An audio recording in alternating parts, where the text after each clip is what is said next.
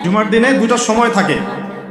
এই সময় আপনি যে দোয়াই করবেন আল্লাহ কবুল করবেন ইনশাআল্লাহ, যদি আপনার আকীদার মধ্যে শিরক না থাকে, আমলে বিদআত না থাকে এবং রিজিকটা হালাল হয়। সময়টা হচ্ছে জুমার খুতবা, খতিব যে খুতবা দেওয়ার পরে নামাজ পড়ান না, খুতবার পরে নামাজ পড়ান।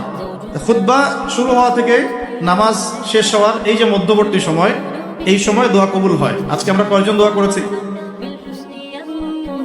ইমাম সাহেবরা, খতিব সাহেবরা দোয়া করেছেন খুতবায়। জনগণ আমরা আরবি সম্পর্কে এতটাই অজ্ঞ যে যখন ইমাম দোয়া করেন ওইটা যে দোয়া, এই দোয়ার সাথে আমিন বলতে হবে এটাও আমাদের জানা থাকে। প্রত্যেক মেম্বার থেকে আজকে বলা হয়েছে আল্লাহুম্মা আইজ আল ইসলাম ওয়াল মুসলিমিন। তখন মানুষ বসে বসে আঙ্গুল ফুটায়, মোবাইল টিপে, জানেই না যে দোয়া হচ্ছে আল্লাহুম্মা আইজ আল ইসলাম ওয়াল মুসলিমিন।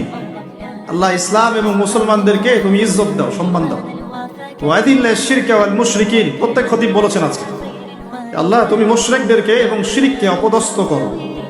ওয়াদাম্মির আ'দা আদ-দ্বীন, তোমার দ্বীনের যত শত্রু আছে আল্লাহ তাদেরকে ধ্বংস করে দাও। ওয়ানসুর ইবাদাকাল মুমিনিন, আল্লাহ তোমার মুমিন বান্দাদেরকে তুমি সাহায্য করো। এগুলো কি দোয়া না? দোয়া না। আরেকটা সময় জুমার দিনে আসরের ওয়াক্তের পর থেকে মাগরিব পর্যন্ত, আসরের ওয়াক্তের পর থেকে মাগরিব পর্যন্ত এই সময়টুকুর মধ্যে দোয়া কবুল হয়। আজকে কয়জন দোয়া করেছি?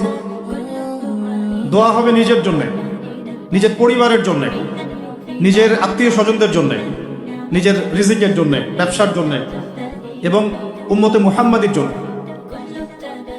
আজকের আলোচনার বিষয় দোয়া নয়, কিন্তু দোয়া একটা খুব গুরুত্বপূর্ণ বিষয়। কোনো কোনো ক্ষেত্রে মুসলিমদের কাছে এই দোয়ার অস্ত্র ছাড়া এখন আর কোনো অস্ত্র বাকি নাই। এই অস্ত্রটাকে আপনারা প্রয়োগ করতে পারবেন না? পারবেন না? আল্লাহ পাক তৌফিক দান করুন, আমিন।